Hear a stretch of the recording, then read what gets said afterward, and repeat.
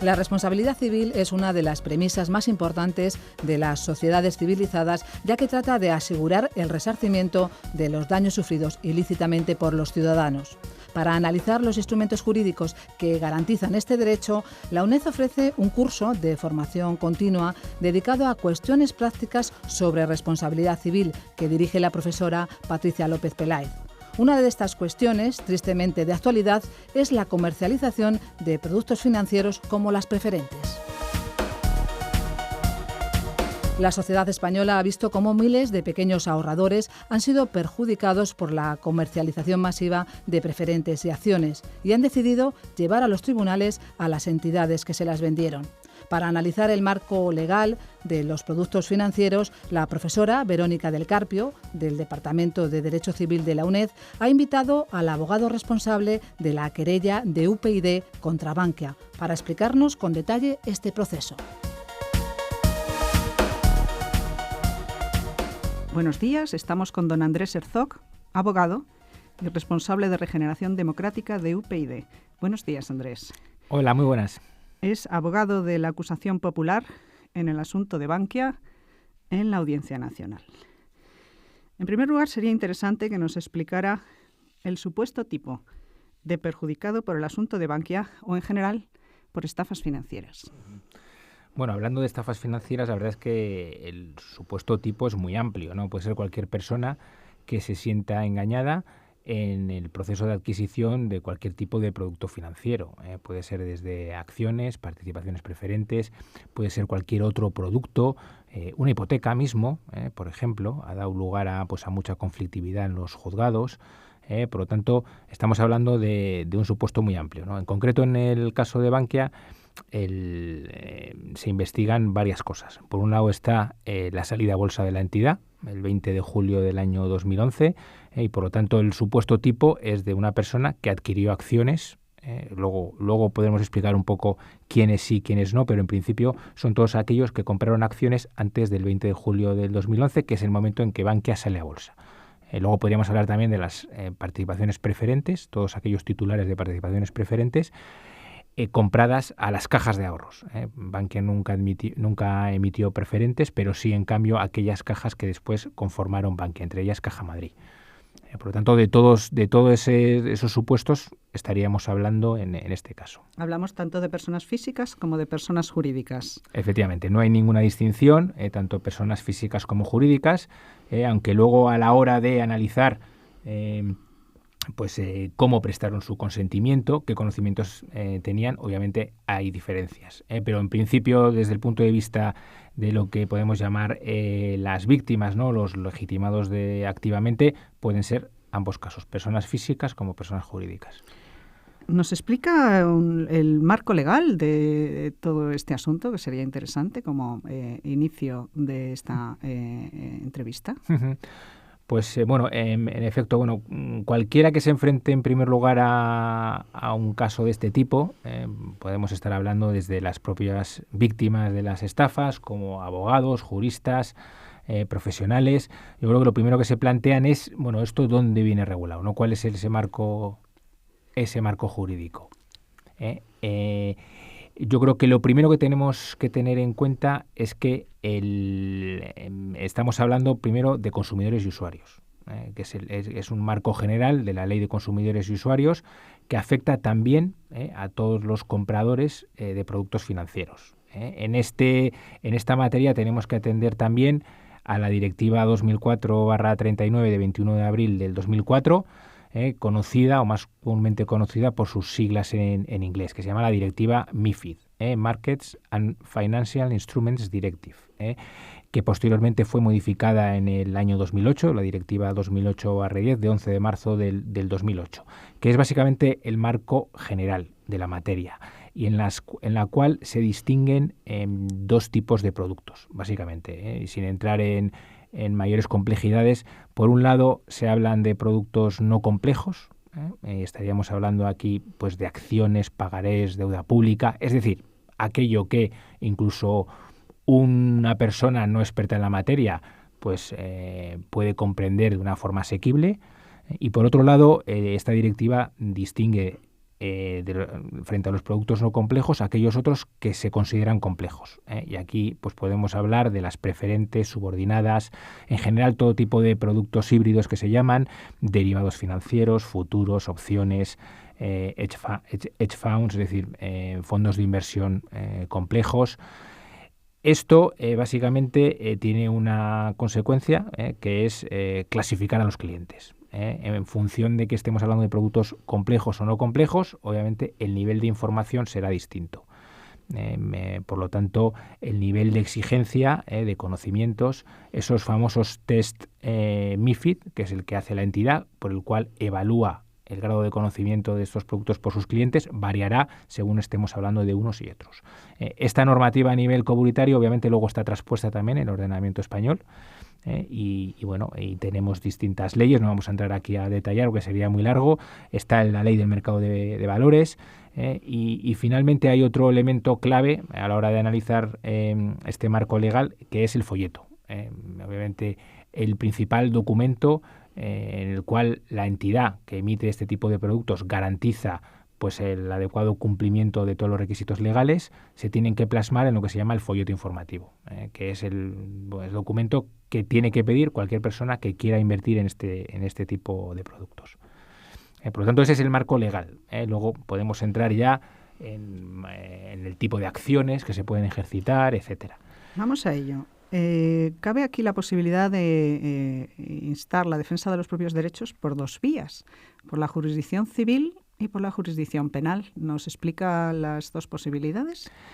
Pues efectivamente, en el ordenamiento jurídico español caben ambas vías, lo cual hay que decir que no es así en todos los países. Es decir, hay países que establecen la necesidad de optar por una u otra. Sin embargo, en España, tenemos un sistema dual. En este caso, el artículo 100 de la Ley de Enjuiciamiento Criminal es el que nos dice pues que de todo delito o falta nace una acción penal para el castigo del culpable o del responsable, pero también nace una acción civil para la restitución de la cosa, la reparación del daño y la indemnización de los perjuicios, derivados obviamente de ese hecho punible. Por lo tanto, lo primero que hay que tener en cuenta es que cabe optar por una u otra vía. En principio hay que tener en cuenta que son independientes, es decir, incluso en el caso de que se decida optar por la vía penal, la acción civil es independiente de la penal, por lo tanto incluso cabe la posible renuncia, es decir, no son opciones, digamos, irremediables. Uno, cuando se encuentra un problema de estos, puede decidir ir a un procedimiento civil, a un juzgado de primera instancia, o bien pedir un procedimiento penal. En el caso de que se decida ir a un procedimiento penal, incluso cabe una posterior renuncia de la acción civil. Por lo tanto, son dos opciones que se abren, que yo creo que es la primera cuestión que uno debería plantearse cuando decide reclamar los perjuicios sufridos por una estafa, un engaño o un producto indebidamente comercializado. Aquí, claro, esto sería muy largo de explicar, pero desde el punto de vista civil hay una acción, digamos, básica, que es la derivada de la responsabilidad contractual, ¿no? Por lo que se llama un vicio en el consentimiento, es decir, la persona que entiende que no ha sido debidamente informada y que, por lo tanto, no prestó su consentimiento debidamente con el conocimiento requerido, y eso, obviamente, tiene una consecuencia legal, que es la devolución de las prestaciones. Es decir, tome las acciones y usted me devuelve el dinero, ¿no? Esta acción, que sería la acción básica, podría complicarse en algún caso también por vicio en el objeto, ¿no? Si estamos hablando, por ejemplo, de participaciones preferentes. Luego, si tengo ocasión, me gustaría hablar un poco de las preferentes. Y puede completarse con otro tipo de acciones también, por ejemplo, publicidad inveraz. Aquí tendríamos también, o podríamos aplicar toda la materia en materia publicitaria, ¿no? De responsabilidad por publicidad indebida. Esto desde el punto de vista civil, ¿no? Y desde el punto de vista penal, pues obviamente estaríamos hablando de una responsabilidad extracontractual derivada, como decía antes, de un delito. Es decir, el requisito para conseguir finalmente el resarcimiento sería la existencia de una condena por un delito. aunque no siempre es así. Luego podríamos hablar, por ejemplo, en materia de tráfico, es posible optar por la vía penal, incluso en el caso de absolución sobre seguimiento, hay una cosa que se llama el auto de cuantía máxima, que te permite obtener una indemnización. Pero con carácter general, si uno opta por la vía penal, presupone, obviamente, la existencia de un delito. ¿En el caso concreto de Bankia existe alguna particularidad digna de mención?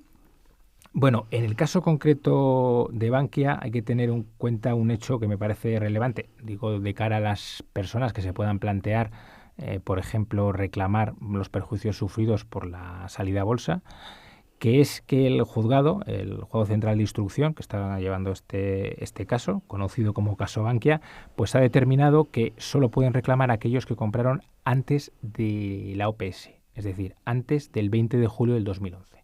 Lo cual es una decisión que, como abogado, en mi caso, de la acusación popular, pues no he compartido ni puedo compartir, porque entiendo que si el presupuesto básico es que esas personas que compraron acciones lo hicieron sobre la base de una información económica que no era cierta, es decir, unas cuentas que no respondían a la imagen fiel, pues esas cuentas seguían siendo falsas incluso después de la salida a bolsa. Por lo tanto, no acabo de entender este criterio que ha mantenido el juez Fernando Andreu en la Audiencia Nacional, pero de hecho es un criterio consolidado, que se ha repetido en distintas resoluciones y que de alguna manera veda la posibilidad de personarse a aquellos que compraron después de la salida a bolsa. ¿Se está usted refiriendo a la posibilidad de reclamar por vía penal? Caso distinto sería de la vía civil. Efectivamente. Bueno, la vía civil está abierta a todos los interesados. Me refiero en concreto a la vía penal. Es decir, en principio, y aquí ya tendríamos un criterio, yo creo, básico de distinción, todo aquel que compró después de la salida a bolsa en el mercado secundario tendría enormes dificultades para reclamar el procedimiento penal, que está abierto en la Audiencia Nacional. Por lo tanto, todas esas personas entiendo que deberían acudir a la vía civil directamente sin ni siquiera plantearse ya qué vía es más adecuada a sus intereses. Y aquí ya podríamos entrar a ver un poco qué criterios, adelantando una cuestión que es que no hay ninguna solución mágica ni definitiva. Yo creo que es cada uno el que tiene que valorar pros, contras, ¿no? Y decidir qué opción es la más adecuada. ¿Y qué sucede con la prejudicialidad penal? Bueno, si te parece, antes de esto, ya por cerrar, digo, el tema de las opciones. Luego, si quieres, entramos ya en otra cuestión como la prejudicialidad. Dentro de la opción, simplemente me gustaría decir, por lo que a mí me parecen ventajas e inconvenientes. Mucha gente te los pregunta, se te acercan diciendo, mi madre compró acciones de Bankia, ¿qué hago? ¿Qué voy? ¿Me persono en el procedimiento penal? ¿Me voy a un procedimiento civil? Bueno, las ventajas del procedimiento penal, yo creo que por un lado es la opción de conseguir pruebas, diligencias de investigación, que obviamente no la da un procedimiento civil. Un procedimiento civil, desde la demanda iniciadora, tiene que estar perfectamente delimitado las pruebas con las que uno cuenta.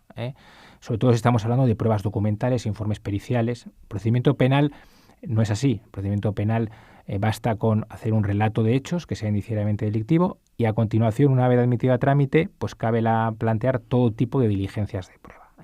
Entre ellas, una esencial en este tipo de procedimientos, que son los informes periciales de tipo técnico-contable.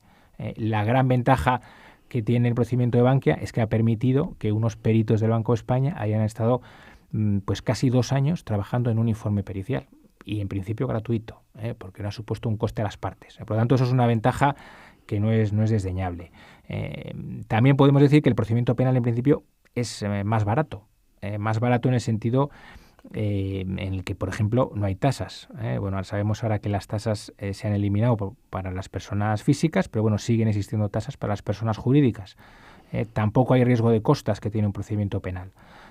Y luego tiene otras ventajas adicionales, por ejemplo, el aseguramiento. El procedimiento penal permite, desde que hay indicios delictivos, pedir al juez que acuerde una medida cautelar para asegurar la posible responsabilidad civil, que es lo que ha pasado en Bankia, cuando el juez Fernando Andreu acuerda inicialmente una fianza de 800 millones de euros a la entidad Bankia, precisamente para garantizar el cobro de esas posibles indemnizaciones, que finalmente muy desgraciadamente se ha visto reducida a 34 millones, pero que no deja de ser una garantía para el cobro de esas responsabilidades. Frente a eso, también tiene sus inconvenientes. El procedimiento, por ejemplo, el procedimiento penal es mucho más largo en principio que un procedimiento civil, sobre todo si estamos hablando de una macrocausa, como es el caso Bankia. Más de 100.000 folios de actuaciones, vamos en torno a los 500 tomos. Por lo tanto, la duración yo creo que es un factor también a valorar, sobre todo pues, si estamos hablando, por ejemplo, de preferentes que afectaron mayoritariamente a personas mayores, jubilados, etcétera. Y luego, obviamente, también tiene otros inconvenientes. Hay que demostrar, como decía antes, la comisión de un delito. Y también no creo que se puede despreciar la falta de especialización. Desgraciadamente, los jueces, un juez de la Audiencia Nacional, pues tienen que resolver de todo tipo. Es verdad que tienen grandes causas económicas, pero también causas de otra naturaleza y muy poca especialización, que es otro de los problemas de la justicia, ¿no? Por lo tanto, ahí están. Yo simplemente dejo un poco sobre la mesa ventajas e inconvenientes, pero al margen de esto, y enlazando ya con lo que me preguntabas, incluso si uno opta por la vía civil o si opta por la vía penal, hay interrelaciones entre los dos procedimientos. Hablamos entonces de prejudicialidad efectivamente, penal. Y aquí entramos un poco en lo que me preguntabas de la prejudicialidad. Una de las cosas que incluso a mí, como abogado en este caso de la acusación popular en el caso Bankia, me han reprochado en ocasiones, ¿no? Decían, es que al haber interpuesto el procedimiento penal, eso hace que automáticamente se suspendan todos los procedimientos civiles, ¿no? De personas que han decidido reclamar, como digo, por una vía en principio más rápida, que la penal, sus daños. Bueno, afortunadamente esa prejudicialidad, que en principio, si uno pues observa el artículo 114 de la Ley de Enjuiciamiento Criminal, parece absoluta y tajante, luego en la práctica ha sido muy matizada. Y de hecho, bueno, hay una discusión ya, digamos, más jurídica, técnica, es decir, si cuando se aprueba la Ley de Enjuiciamiento Civil, la vigente Ley de Enjuiciamiento Civil en el año 2000, eso supuso o no una derogación de ese sistema de prejudicialidad penal, que básicamente lo que viene a decir es que, abierto un procedimiento penal, queda automáticamente suspendido cualquier causa civil que se pudiera iniciar. Bueno, pues eso ha sido muy matizado, como digo, intentando de alguna manera hacer coherente la Ley de Enjuiciamiento Civil y la criminal, y en concreto, y en el caso Bankia y en otros, por ejemplo, de preferentes, lo que se ha concluido es que no hay prejudicialidad. Es decir, que no estamos hablando de identidad de hechos, ni hay una influencia decisiva del procedimiento penal con el procedimiento civil. Y por lo tanto, digamos que ese problema se ha solucionado por la vía práctica. Yo ahora mismo diría a cualquier perjudicado que no tenga dudas, si quiere iniciar una acción civil, ir por la acción civil, a pesar de que haya un procedimiento abierto en la Audiencia Nacional. Vamos a distinguir los dos casos más importantes, los de preferentes y los de la compra de acciones. Empezamos por las preferentes. ¿Alguna particularidad que considere que pueda interesar a nuestros oyentes? Bueno, de las preferentes es un poco distinto a las acciones. Para empezar, las preferentes pues era un producto ya, como decía antes, complejo, ¿no? Por lo tanto, de entrada era más favorable, o uno tenía más visos de obtener una indemnización siendo titular de preferentes que de acciones. Sin embargo, afortunadamente, lo que ha ocurrido es que precisamente la causa en la Audiencia Nacional, en investigación de la gestión de Bankia, ha abierto finalmente también la puerta a reclamar a los accionistas. A pesar de ser un producto en principio más sencillo, que no requiere de información, el hecho de que la salida a bolsa se hubiera realizado sobre la base de unos estados contables que no reflejaban la imagen de la sociedad de Bankia, hace que se haya abierto también esa vía. Respecto a preferentes, simplemente me gustaría decir una cosa, que en principio la opción aquí sí que es abrumadoramente mayoritaria por la vía civil, precisamente por lo que digo, porque la vía penal parecía vedada. Aquí había un vicio en el consentimiento muy claro, porque era un producto complejo en el cual se vendía a gente sin preparación, sin conocimientos necesarios, por lo tanto la vía penal era en principio no inadecuada, era más inadecuada. Pero precisamente, y a raíz del conocimiento de determinados informes del Banco de España, llegamos a la conclusión de que se había manipulado también el mercado secundario.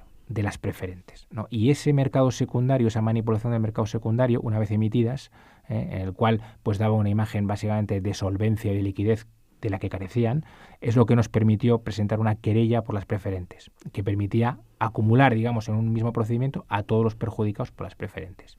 Ese procedimiento también se sigue en la Audiencia Nacional, pero está en una situación bastante peor, digamos, que el pleito de las acciones. Y por lo tanto, yo simplemente, por no insistir mucho en materia de preferentes, creo que sin duda es más adecuado optar por la vía civil. Y en cambio con las acciones, pues yo creo que las dos vías serían en principio posibles. Vamos a hablar de responsabilidades y legitimación pasiva. Bueno, efectivamente, otra pregunta que uno se puede plantear es quién es el responsable y contra quién me dirijo, ¿no? Pues bueno, aquí, en principio, claro, los responsables son, por supuesto, la entidad que emitió las acciones, en este caso Bankia. Podría hablar también de responsabilidad de la matriz, de BFA, que es la entidad finalmente nacionalizada. En el caso del procedimiento penal, claro, nos encontramos también con otros responsables, ¿no? Estamos hablando de todos los imputados, no solo ya de las sociedades, que también que son responsables, porque aquí concurre la responsabilidad penal de las personas jurídicas, por lo tanto están imputadas tanto Bankia como BFA, pero también los consejeros, en total 33 consejeros imputados, con Rodrigo Rato a la cabeza, pero los restantes miembros del Consejo de Administración. Todos ellos, obviamente, responsables. Adicionalmente de esto, podríamos hablar de otro tipo de responsables. ¿Por ejemplo, la del Estado? Efectivamente. Por ejemplo, aparte de aseguradoras, partícipes a título lucrativo, dentro de lo que se llama la responsabilidad civil subsidiaria, nos encontramos, por ejemplo, la de la Administración, el Estado. Y esto es una de las batallas que todavía no está resuelta en el procedimiento de Bankia, en el cual venimos defendiendo que tanto el Estado responsable por defecto en la supervisión, tanto la supervisión del Banco de España como la CNMV les deberían hacer inmediatamente responsables civiles subsidiarios. Por lo tanto, eso es un frente abierto todavía, en el que no cabe ignorar. Por lo tanto, está eso pendiente. Y para ir ya acabando, en el caso concreto de Bankia, la posibilidad de reclamación por vía civil y por vía penal, ¿cuáles son los plazos para recapitular? Tanto por si hablamos de la vía penal como de la vía civil. Bueno, en general, a ver, está el plazo de prescripción que bueno, se viene entendiendo que es de 4 años, digamos, el criterio mayoritario, que viene a coincidir con la acción de anulabilidad. Claro, aquí la duda suele estar desde cuándo se puede ejercitar. El dies a quo. Efectivamente, el famoso dies a quo, que viene a coincidir con el del conocimiento o la posibilidad de ejercicio de la acción. Y aquí, entonces, ¿cuál es el plazo desde el cual empezamos a computar los 4 años? Bueno, desde que uno tuvo posibilidad de ejecutarlo. Aquí hay teorías de todos los tipos. Yo defiendo una, que es que el momento en que una persona pudo ser consciente de que se había producido un engaño es el final de abril del año 2012, que es el momento en el que la entidad presenta sus cuentas del ejercicio 2011 sin informe de auditoría. Por lo tanto, ese día que la entidad presenta sus cuentas sin informe de auditoría porque el auditor se niega a avalar las cuentas formuladas por el Consejo de Administración, entiendo que es suficiente indicio o alarma que debería haber advertido a los posibles inversores de que algo raro estaba ocurriendo. Por lo tanto, ese, en mi opinión, sería el día de inicio de ese cómputo. Por lo tanto, en primera cuestión, yo creo que estamos dentro de ese plazo de 4 años, eso de la vía civil. Hablamos de la compra de acciones. De la compra de acciones, efectivamente. Estamos hablando de la compra de acciones. Y del procedimiento penal, pues hay un dato que yo creo que es importante, que es que en principio seguimos en fase de instrucción, y hasta que no termine la fase de instrucción es posible que cualquier perjudicado se persone y reclame sus daños. Por lo tanto, está perfectamente abierto ahora mismo que una persona que compró acciones en su día, obviamente con un abogado y un procurador, que es imprescindible para personarse en este procedimiento, pues presenta un escrito reclamando sus daños, aportando los justificantes correspondientes, y por lo tanto eso se puede hacer hasta que no acabe la instrucción. Por lo tanto, habrá que estar atentos, pero parece que durante todo este año por lo menos es posible. Tengo entendido que las cuentas fueron reformuladas. Quizá podría ser el dies a quo a partir de ahí. Sí, o sea, también, efectivamente, yo por dar el plazo más conservador posible, ¿no? Pero efectivamente, también podría defenderse que que es en el momento en el que se reformulan. Y aquí hay que recordar que cuando se reformulan las cuentas, la entidad pasa inmediatamente de tener un beneficio de más de 300 millones a unas pérdidas de casi 3.000. ¿Qué fecha fue eso aproximadamente? La reformulación fue en mayo del 2012. Por lo tanto, esa fecha yo creo que también podría servir a estos efectos. Pero bueno, en materia de prescripción, como siempre, conviene no jugársela. Esta es la típica cosa en la que es mejor ser conservador, siempre tener el día, digamos, más prudente, porque luego pues hay criterios de todos los tipos. ¿Entiende usted entonces que es prescripción susceptible de interrupción y no caducidad? Efectivamente. Aunque luego yo tampoco me atrevo, hay que analizar el caso concreto, por eso en estos asuntos es importante siempre tener un profesional, ¿no?, que te asesore, pero ese sería el plazo, sin perjuicio, como digo, de la vía penal, que está abierta, y todos aquellos que están personados automáticamente tienen suspendido cualquier plazo para el ejercicio de la acción civil y no se volvería a reanudar hasta que bien haya una sentencia firme o bien haya un sobreseimiento, un archivo. Es decir, que si, suponiendo que el procedimiento penal no acabara con una condena, quedaría después abierta la reclamación en vía civil. Efectivamente. Es perfectamente posible ir a la vía penal, personarse, y si finalmente pues no se llega al juicio oral, por las razones que sea, se decide archivar el procedimiento, siempre quedará abierta la posibilidad de reclamar en la vía civil. Y ya por terminar, ¿alguna recomendación especial a afectados o profesionales en su condición de abogado que conoce perfectamente este asunto? Bueno, mi recomendación es que nadie se quede sin reclamar. O sea, yo creo que en la salida a bolsa de Bankia pues hay muchísimos indicios que apuntan a la comisión de irregularidades, incluso estamos hablando de un delito de estafa de inversores, y por lo tanto yo creo que hay base suficiente para reclamar. La vía penal, como digo, lleva su curso, pero la vía civil, al igual que pasó en su día con las preferentes, cada vez tiene mejores resultados. Por lo tanto, a no ser que estemos hablando de cantidades muy pequeñas, ¿no?, en las cuales pues, uno se plantea si le va a salir más caro el pleito que lo que perdió en su día. Pero si no ese es el caso, yo recomiendo que se consulte a un profesional y que se lleve adelante, porque hay posibilidades serias de conseguir la devolución, además con los intereses incluso. Interesante, con los intereses computados. Con los intereses. Desde el momento en que ¿Desde qué momento? Sí, bueno, desde el momento en que se realizó la inversión, desde que se adquirió el producto financiero. Es decir, no desde el momento de la demanda. Efectivamente. Tenemos los intereses procesales, pero luego también hay unos intereses legales. Aquí no me voy a extender, pero también hay distintos criterios, intereses brutos, intereses netos. Pero bueno, lo importante es que es posible reclamar también los intereses, como es lógico, tratándose pues de un producto financiero que en teoría debería tener un rendimiento, ¿no?, para el que en su día invirtió. Pues muchísimas gracias a don Andrés Herzog, que ha estado aquí hoy con nosotros hablándonos de responsabilidad civil y penal en caso de estafas financieras. Nada, muchísimas gracias a vosotros y cuando queráis puedo contar el final del proceso cuando llegue. Agradecemos el esfuerzo de Andrés Herzog, responsable de Regeneración Democrática de UPyD, por estar hoy con nosotros. También damos las gracias a la profesora de Derecho Civil de la UNED, Verónica del Carpio, que nos ha ayudado a conocer con detalle la responsabilidad civil de los productos financieros como un instrumento de protección de los ciudadanos.